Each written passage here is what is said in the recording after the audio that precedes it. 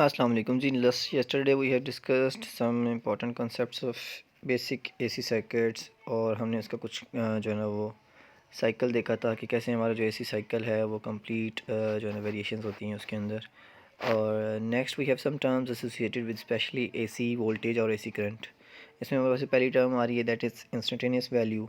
Obviously we need to find some instantaneous value of current, AC current और AC voltage, because हमें जो है ना एक तो हमें पीक वैल्यूज़ तो पता है, ये पॉइंट बी के ऊपर जो है ना हमारे पास पीक वैल्यू आ रही है, और पॉइंट जो आपके पास ये डी है यहाँ पे आपके पास जो है ना दूसरी नेगेटिव पीक वैल्यू आ रही है. But in order to find any instant value between maximum B to D, कहीं भी हमने जो है ना कोई इंस्टेंट वैल्यू फाइंड करनी है at any instant of time T, तो then we take the instantaneous value.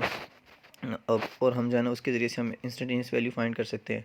और उसका हम जो है ना फार्मूला हमारे पास जो है ना जनरली वोल्टेज का मौजूद है एसी का, which is V equals to V naught sine omega T.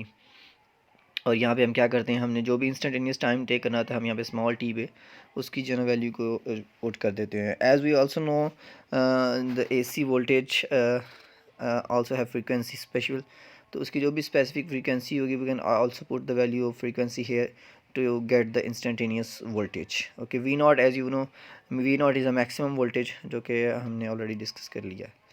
ये पीक वैल्यू हमारा जो सेकंड टर्म है वो है इससे रिलेटेड पीक वैल्यू, जो ये है कि हमारे पास during a complete cycle of AC जो हमारे पास मैक्सिमम वैल्यू आती है AC की, उसे हम पीक वैल्यू कहते हैं. जैसे हमारा पॉइंट B है, B पे हमारे पास जो है मैक्सिमम पीक वैल्यू आएगी, यानी कि मैक्सिमम जो भी AC की वैल्यू होगी वोल्टेज की या करंट की, वो हमारे पास B पे होगी. सो हमारी ये क्या होगी, ये हमारी पीक वैल्यू कहलाएगी. और दूसरी हमें पीक वैल्यू देखने को मिलेगी हमारी ये नेगेटिव साइड पे, नेगेटिव B पे, तो यानी कि D पे, तो that is also a peak value.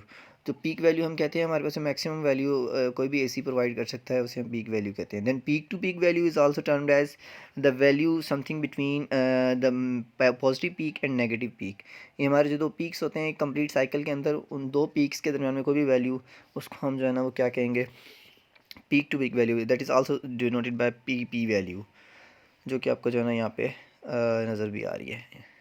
That is equal to something to V naught, because V naught plus V naught, हमने यहाँ पे प्लस इसलिए किया है, वैसे तो हमारे पास वो नेगेटिव वी नॉट होता है दूसरा वाला जो सेकंड पीक पे होता है, लेकिन यहाँ पे हमने प्लस इसलिए किया बिकॉज वी नो कि हमारे पास जो मैग्नीट्यूड है उसकी वो वी नॉट ही है.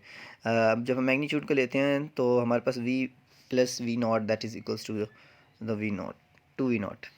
नेक्स्ट वेरी इंपॉर्टेंट टर्म जो कि हमने बार बार यूज़ करनी है AC के अकॉर्डिंग, AC से रिलेटेड, जो कि है root mean square value. Basically इसका कॉन्सेप्ट समझ लीजिए, रूट मीन स्क्वायर वैल्यू की ज़रूरत क्यों पड़ी.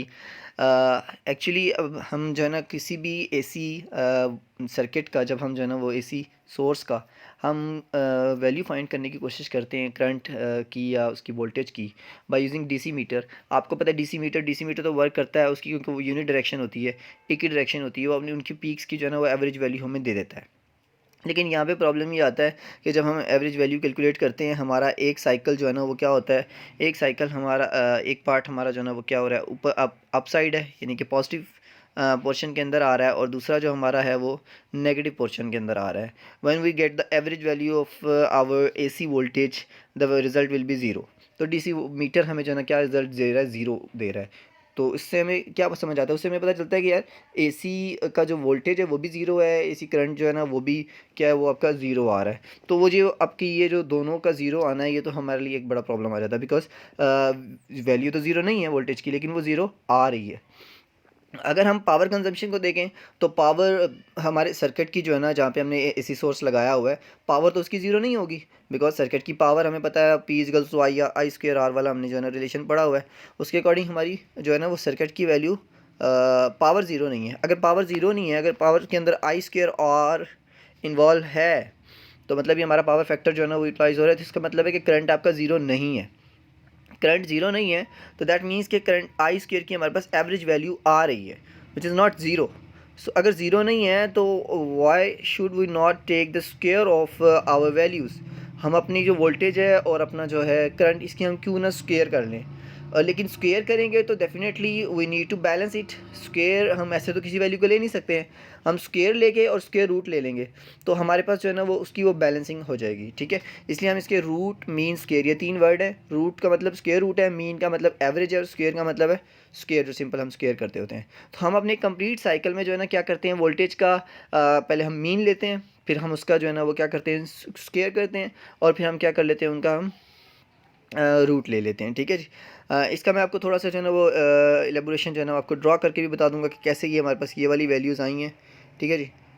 तो वहाँ पे मैं आपको जो है ये एक्सप्लेन कर दूंगा कि हमारे पास वोल्टेज आरएमएस और आई आरएमएस, यानी कि root mean square of voltage और root mean square of current, ये कैसे आया है मैं इसको जो है ना आपको पेपर पर ड्रॉ करके बताता हूँ इंशाल्लाह। और ये न्यूमेरिकल जो है ना आपका example that is also associated with the root mean square value. तो ये भी आपने जो है ना वो समझ के उससे कर लेना जब मैं आपको वो समझाऊंगा।